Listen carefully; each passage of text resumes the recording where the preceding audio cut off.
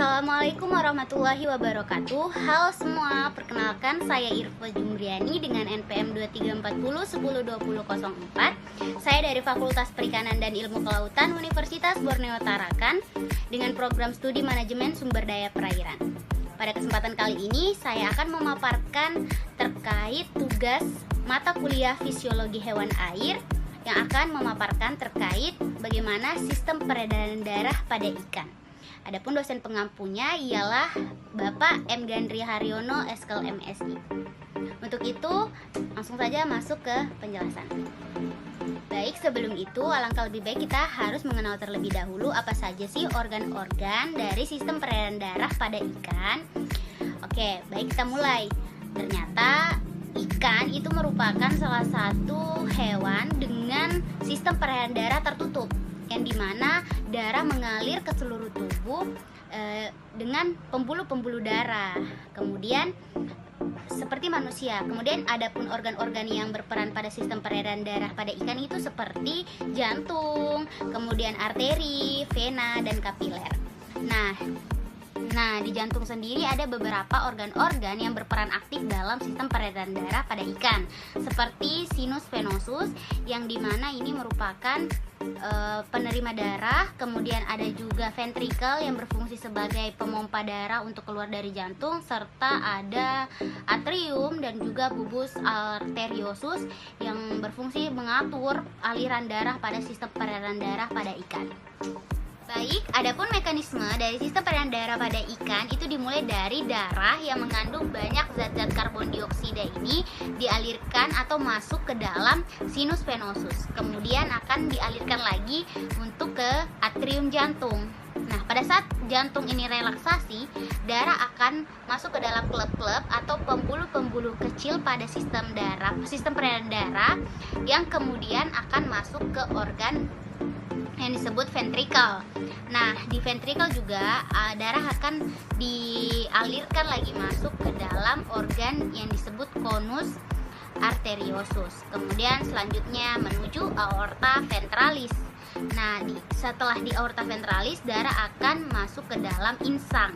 Di organ insang inilah aorta akan menjadi cabang-cabang kapiler atau disebut sebagai pembuluh-pembuluh kecil, yang dimana insang ini akan melepas gas karbon dioksida dan mengambil oksigen dari air. Jadi terjadi pertukaran antara karbon dioksida dan oksigen dari air.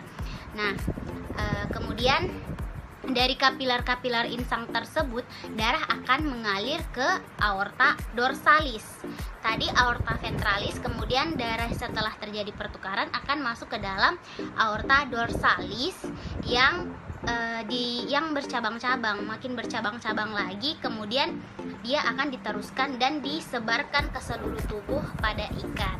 Nah, ini darah yang dialirkan ini sudah mengandung banyak oksigen hasil pertukaran di kapiler-kapiler insang. Kemudian akan bersiklus seperti itu sampai terjadi sistem peredaran darah.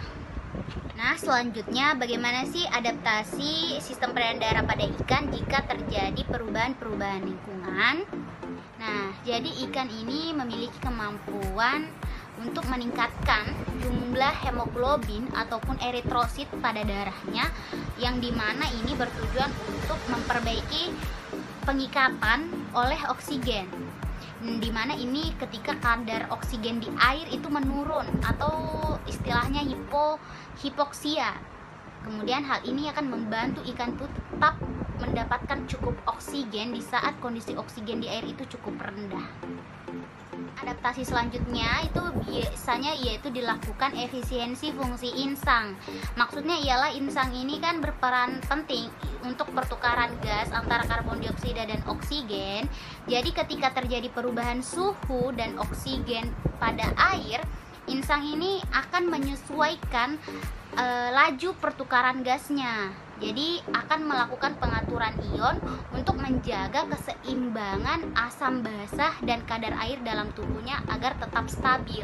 Kemudian ikan juga dapat mengatur atau memproduksi protein antifreeze.